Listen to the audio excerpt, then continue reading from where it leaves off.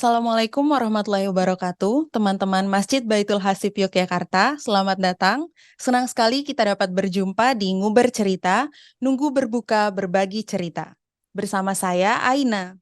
Kali ini kita sudah kedatangan seorang bintang tamu yang jaraknya ribuan kilometer dari Indonesia dan kita sudah terhubung melalui aplikasi Zoom Meeting. Di sini sudah ada Mas Hendru Priya Sukma. Selamat datang Mas Hendru.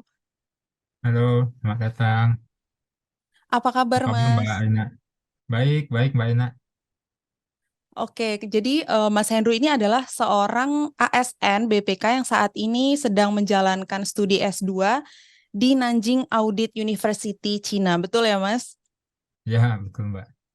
Iya, dan saat ini Mas kita akan ngobrol santai mengenai serba-serbi bagaimana sih kehidupan Mas Hendro di Cina dan kebetulan sekarang memasuki bulan Ramadan. Kita ingin tahu seperti apa sih bulan Ramadan di negeri Cina seperti itu ya Mas. Dan ngobrol-ngobrol mengenai kuliah di Cina nih Mas.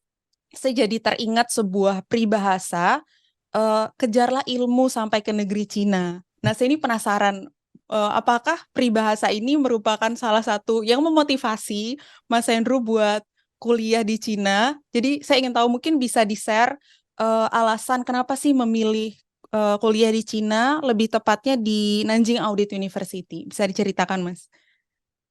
Ya, terima kasih Mbak.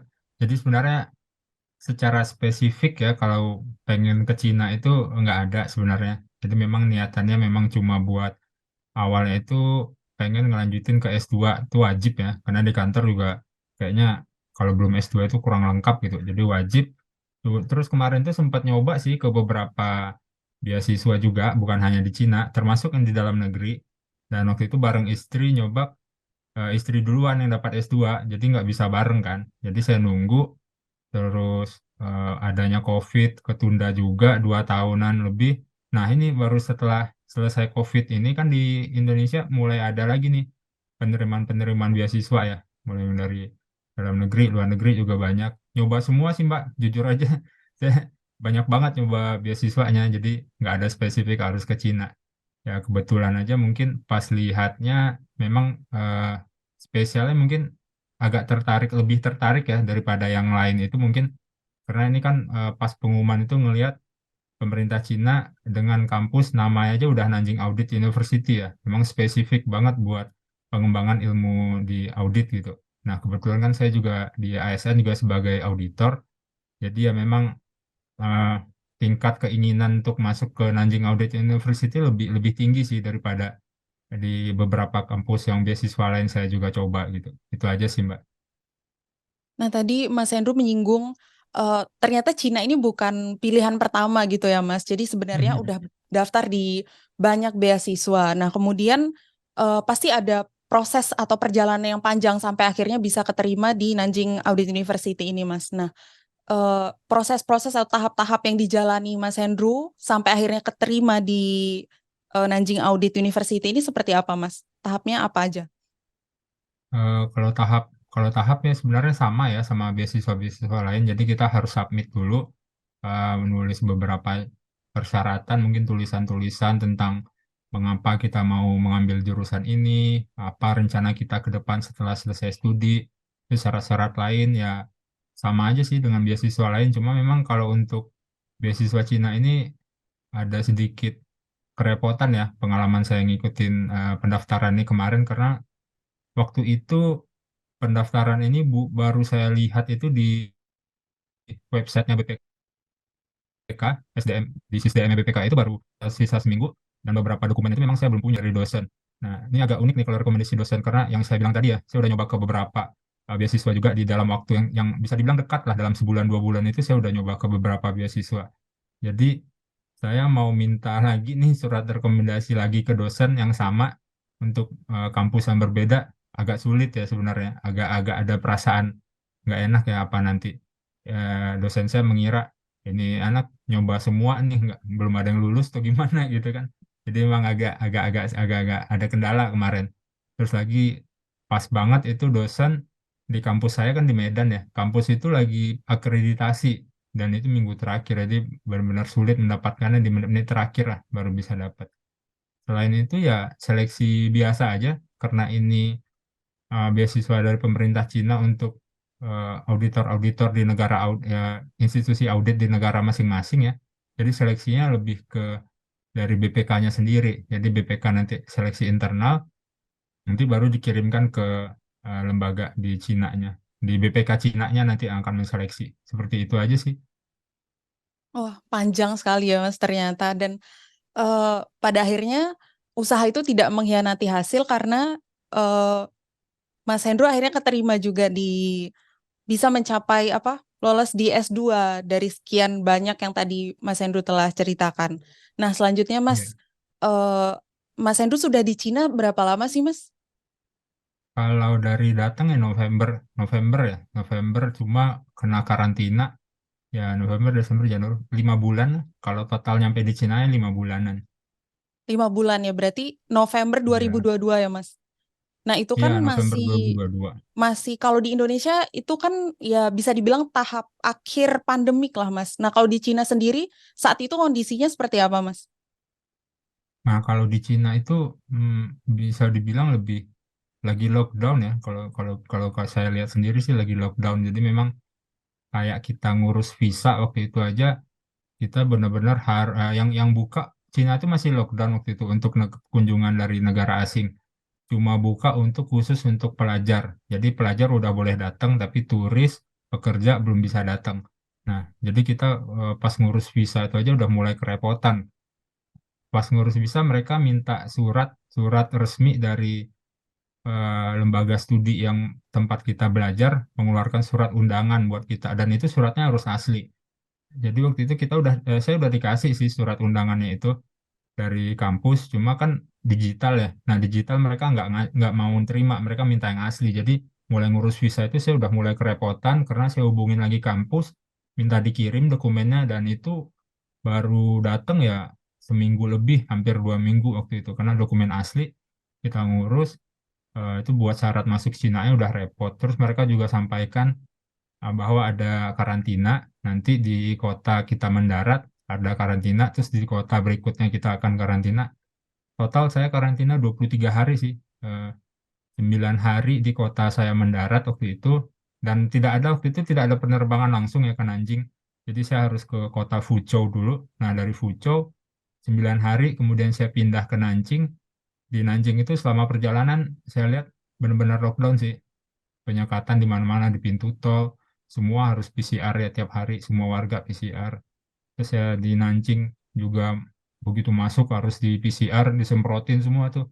Hmm. Semua pakai APD lengkap, orang-orang sana pakai APD lengkap. Kita karantina lagi di Nanjing seminggu, terus baru boleh keluar ke kampus. Nah di kampus ya di karantina juga, 2 kali sehari PCR yang pagi sama sore. Jadi ya bisa dibilang mereka lagi ketat-ketatnya, benar-benar lagi lockdown, dan bahkan di berita waktu itu kan banyak demo ya, karena terlalu ketat, kalau dibilang malah itu masa-masa paling ketatnya buat di Cina. Waduh, PCR bisa sampai 2 kali sehari tuh ya, Mas? Iya, itu selama karantina PCR itu pagi dan malam. Dan bahkan ada PCR yang agak unik itu, mereka itu bukan ke hidung dan mulut lagi ya, tapi ke bantal, ke tempat duduk gitu. Itu sebelum kita pulang, semua tempat yang kita tinggalin itu mereka oleskan, itu stick PCR itu mereka oleskan di tempat bantal kita, di tempat kita duduk, meja, dan nunggu hasilnya. Kalau memang itu negatif ya baru boleh pulang gitu. Wow, ketat sekali ya berarti bisa Ketat, dibilang. mereka ketat sih. Iya. Nah, pada saat itu ada perasaan was-was nggak sih, Mas? Kayak, aduh, ntar kalau kena COVID atau gimana gitu. Ada perasaan was-was nggak, Mas? Pasti sih, kita mikirnya waktu itu karena keterbatasan, kendala kita sih keterbatasan bahasa ya. Saya juga saya sama sekali nggak bisa bahasa Cina, dan masyarakat Cina bisa dibilang sangat jarang yang bisa bahasa Inggris. Jadi mereka memang cuma bisa bahasa Cina. Dan saya sangat khawatir waktu itu, apakah nanti kalau nanti positif akan diapakan gitu. Dan bagaimana biayanya, siapa yang menanggung saya gitu ya, siapa yang ngurusin gitu. Banyak khawatirnya sih waktu itu. Cuma ya karena tiap hari di PCR masih negatif, terus kita juga benar-benar nggak kemana-mana ya, saya yakin aja sih kayaknya ya harusnya sih normalnya negatif terus karena memang nggak kontaminasi dengan siapa-siapa gitu. Berarti alhamdulillah dari awal ke Cina sampai sekarang selalu negatif ya Mas ya. Alhamdulillah. Alhamdulillah. Nah, selanjutnya nih Mas, kan selain tadi baru datang ke Cina langsung eh, disuruh isolasi mandiri, kemudian Isolasi ya. selain itu Mm. ada nggak sih culture shock yang Mas Hendro dapatkan ketika pertama kali datang ke Cina selain disuruh isolasi mandiri? Kalau di selain selain kondisi COVID ya, sebenarnya kalau culture shocknya itu lebih ke suasana suasana di negaranya aja ya, karena mereka di sini kan juga mungkin ya mungkin bedanya karena mereka juga negara maju, mereka lebih tertib gitu aja sih. Terus juga kalau di kampus ini, nah itu juga kan saya pikir tadinya saya kan tinggal di dormitori ya, saya pikir yang tinggal di dormitori itu cuma mahasiswa dari luar negeri ya. Ternyata seluruh mahasiswa-mahasiswi di kampus ini semuanya tinggal di dormitori. Jadi bisa dibayangin ada puluhan ribu bahkan hampir seratusan ribu mahasiswa itu di dormitori. Jadi sangat luas sih dan sangat banyak tempat tinggalnya. Jadi di sini nggak ada. Kalau kita di Indonesia kan ini ya anak anak kuliah itu pada ngekos atau pulang ke rumah gitu. Kalau di sini nggak. Jadi lebih kayak bukan asrama, mirip asrama tapi bukan asrama sih. Kita tetap bisa keluar masuk kapanpun kita mau, tapi kita tinggalnya di dormitori. Ya. Nah, tadi belum sempat saya singgung nih. Yang bikin salah fokus adalah latar di belakang Mas Hendro ini ini latarnya bisa diceritakan nggak Mas? Ini di mana? Kalau ini di depan dormitori sih ada taman nama danau kecil aja. Ini kondisi kemarin baru-baru datang itu kan lagi musim dingin ya. Pas sempat ngambil foto udah jadiin altar aja. Ini di dalam kampus di depan dormitori. Tapi sekarang Zoom-nya melalui di dormitori berarti Mas. Iya di dormitori. Saya zoom sekarang di dormitori. Oh iya. Tapi kalau kondisi kota Nanjing sendiri itu seperti apa sih Mas? Apakah kotanya ramai, padat kayak Jakarta atau kota pelajar atau seperti apa Mas? Nah kalau di Nanjing ini sebenarnya kalau Nanjing ini kan kota utama zaman dahulu ya. Dulu kan ibu kotanya Cina itu kan di Nanjing ya sebelum pindah ke Beijing. Jadi Nanjing ini memang pusat kotanya zaman dulu lah, kota lama gitu. Dan pusatnya dulu memang untuk pendidikan. Semua pendidikan-pendidikan utama itu ada di Nanjing dulunya. Jadi paling banyak sekarang memang pelajar. Bisa dibilang mirip Jogja, kota pelajar yang banyak kampus-kampus tua gitu ya. Orang-orang zaman dulu memang sekolah ke Nanjing cari ilmu. Tidak seperti Jakarta. Kalau Jakarta kan ibu kota. Mungkin Jakarta bisa disamain dengan Beijing ya. Beijing yang pusat pemerintahan. Kalau di Nanjing lebih lebih ke suasana sederhana dan ramah buat pelajar seperti itu. Kalau di suasananya dibandingkan dengan kota-kota lain di Cina, saya sendiri baru ke kota lain itu baru Shanghai sama Suzhou ya.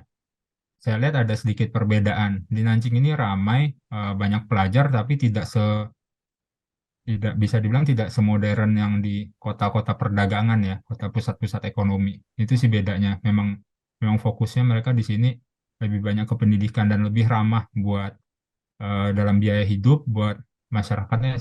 Saya kira masih lebih murah gitu. Dan di Nanjing ini mungkin eh, bisa dibilang masyarakatnya tertib.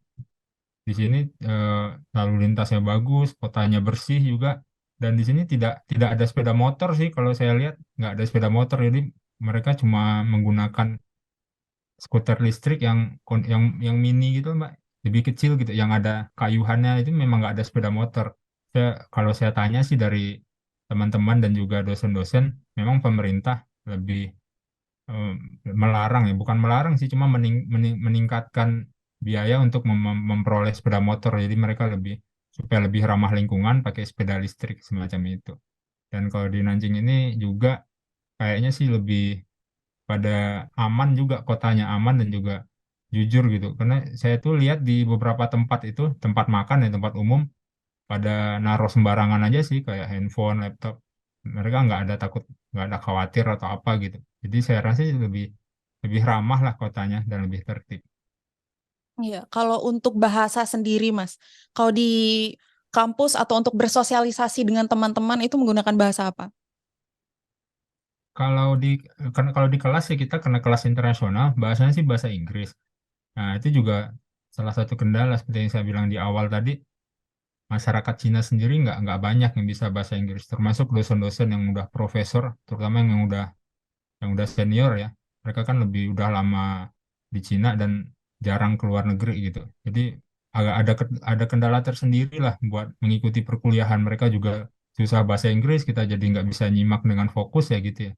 Nah, kalau sehari-hari bahasa Cina sih. Jadi kalau mau belanja gitu, nanya memang bahasa Cina. Nggak ada yang bisa bahasa Inggris sih di luar, sangat Hmm. sedikit.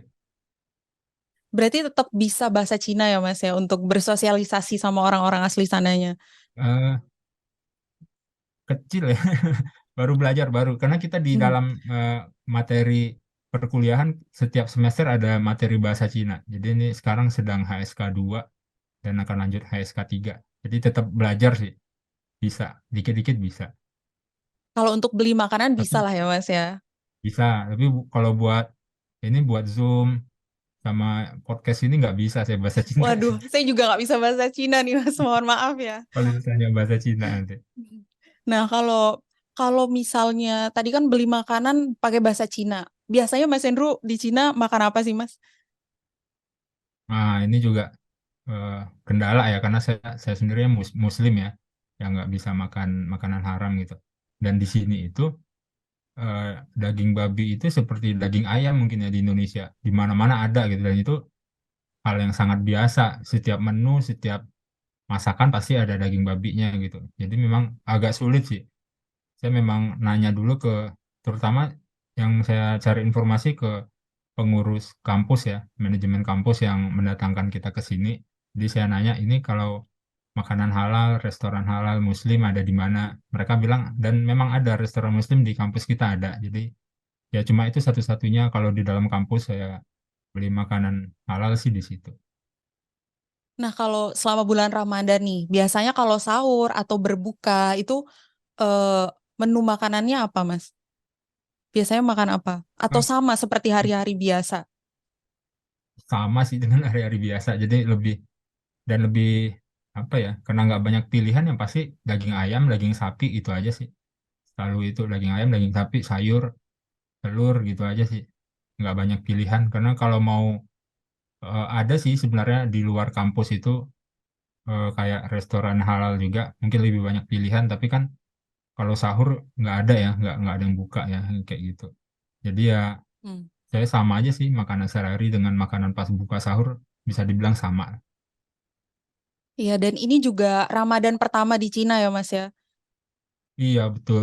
Pertama kalinya. Perasaannya gimana sih Mas?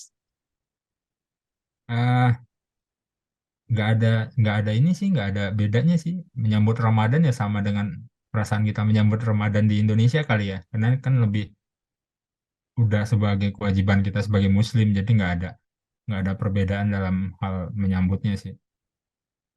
Pernah ini nggak Mas, misalnya sudah masuk waktu berbuka tapi masih ada kelas gitu. Pernah ada pengalaman seperti itu nggak Mas? Nah ini kan udah hari seminggu ya kita puasa ya dan full itu yang saya benar-benar berbuka di luar itu baru 2 kali sepertinya karena memang kelas-kelas kita itu karena mereka kan nggak mikirin ya orang puasa atau apa memang jadwalnya memang seperti itu. Dan mayoritas saya berbuka di dalam kelas sih sedang lagi ada kelas jadi cuma minum minuman semacam energen di sini ada semacam energennya Cina gitu ya saya cuma berbuka dengan itu dan biasanya kalau kelas mulai jam 6 itu selesai jam 9 jadi baru jam 9 sih baru makan lagi jadi ya cuma minum itu nggak bisa kan izin sebentar dosen kita mau makan nggak bisa jadi ya ngikutin aja sih menyesuaikan aja. Hmm. Tapi kalau di Cina sendiri waktu berpuasanya berapa lama Mas?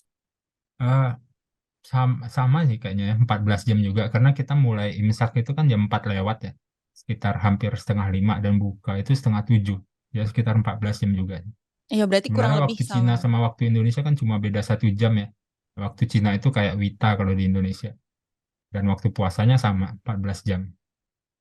Mas Hendro, kalau suasana Ramadan di Cina, di Nanjing sendiri seperti apa Mas? Apakah ada perbedaan dengan bulan-bulan lainnya?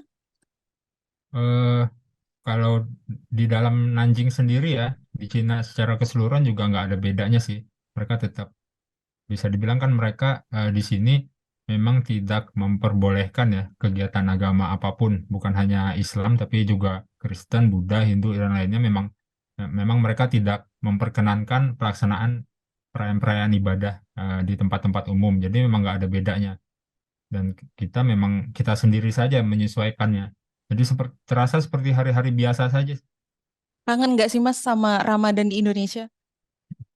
Ya, kalau dibilang kangen pasti ya, karena namanya kan kalau Ramadan di Indonesia, karena kita merayakannya bersama-sama, juga melaksanakannya bersama-sama juga untuk seluruh kota mungkin gitu ya. Jadi pasti kerasa sih bedanya. Yang paling dikangenin dari Ramadan di Indonesia apa Mas? Kalau bicara apa yang dikangenin mungkin bisa banyak ya, mulai dari sahur aja udah pasti ada yang beda ya. Kita nggak ada yang bangunin dengan ribut-ribut lagi dari masyarakat sekitar atau pemuda-pemuda setempat itu kan nggak ada ya di sini ya. Itu kan kerasa banget bedanya. Mulai dari sahur yang kita bareng keluarga, dari sahurnya nyiapin makanan, mulai dari puasa selama selama siang hari juga kan biasanya kalau di Indonesia kita setelah sholat berjemaah ada kajian-kajian ya. Nah itu juga kita kan nggak di Cina kan sama sekali nggak ada.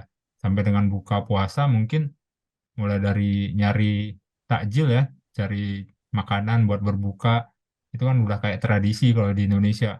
Penjualnya banyak banget, pembelinya juga banyak banget, dan itu pasti eh, yang salah satu yang kita kangenin sih untuk di Indonesia. Terutama makanan-makanannya di sini ya, saya nggak pernah makan gorengan sih di sini. Kayak beda banget kalau di Indonesia itu buka puasa gorengan wajib ya, buka Betul betul puasanya. Mas. Kalau di sini nggak ada sama sekali sih.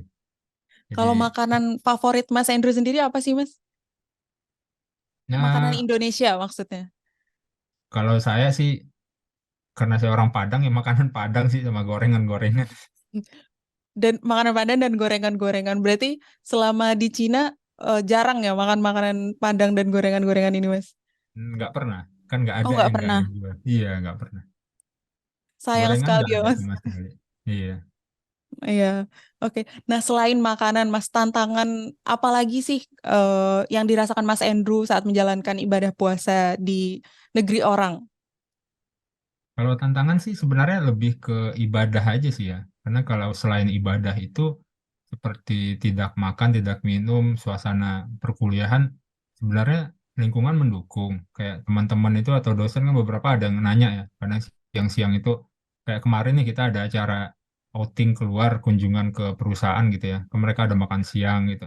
Dan saya sampaikan saya sedang berpuasa, jadi saya nggak bisa ikut makan siang dan mereka malah mendukung sih maksudnya lumayan kagum juga oh jadi Anda tidak makan dari pagi sampai malam gitu ya dan mereka sebenarnya baik-baik saja sih nggak ada halangan berarti tantangan terbesar memang cuma di ibadah karena nggak ada musola di kantor manapun itu di tempat umum di kantor di kampus itu musola udah pasti nggak ada jadi kalau kayak kemarin ya paling saya mengkodok ini ya sholatnya dan kalau di kampus saya lebih ke di tengah-tengah jam istirahat biasanya itu kan ada antara perkuliahan satu ke perkuliahan berikutnya itu ada jeda 1 jam atau minimalnya ada jeda setengah jam itu. Nah itu biasanya saya balik ke kamar, sholat dulu, terus balik lagi ke kampus. Tantangannya di ibadah aja sih. Oke, berarti ntar sampai Lebaran Mas Andrew sendiri masih di Lebaran di Nanjing ya berarti? Iya, rencana seperti itu. Paling istri sih nanti bakalan nyusul ke sini buat Lebaran, insya Allah. Studi S2-nya ini sampai kapan Mas? Kapan Sampai balik ke Indonesianya? Juli 2024 sih terakhir harus sudah selesai. Jadi mungkin Baik, oke. dua kali puasa ya. Puasa tahun depan masih di sini juga. Wah, eh, semoga cepat balik ya Mas. Nanti bisa makan Amin, amin. gorengan dan makanan Padang lagi di Iya, Indonesia. Ya, oke Mas. Seru sekali pembicaraan kita pada kesempatan kali ini dan tidak terasa kita sudah berada di penghujung acara ya Mas. Terima kasih saya ucapkan kepada Mas Hendru atas kesediaannya untuk menjadi bintang tamu di acara Nguber Cerita ini di tengah-tengah kesibukannya sebagai mahasiswa S2 di Nanjing, Cina. Dan sukses selalu Mas. terima Semoga kasih. lancar-lancar puasanya. Sukses selalu juga buat Mbak Ina dan teman-teman. Ya, terima kasih Mas. Dan Terima kasih. untuk teman-teman Masjid Baitul Hasib, terima kasih kami ucapkan karena sudah mengikuti kebersamaan kita dengan Mas Hendro sampai saat ini. Semoga puasanya lancar selalu. Jangan lupa like, komen, dan subscribe. Sampai berjumpa lagi. Wassalamualaikum warahmatullahi wabarakatuh. Waalaikumsalam warahmatullahi wabarakatuh.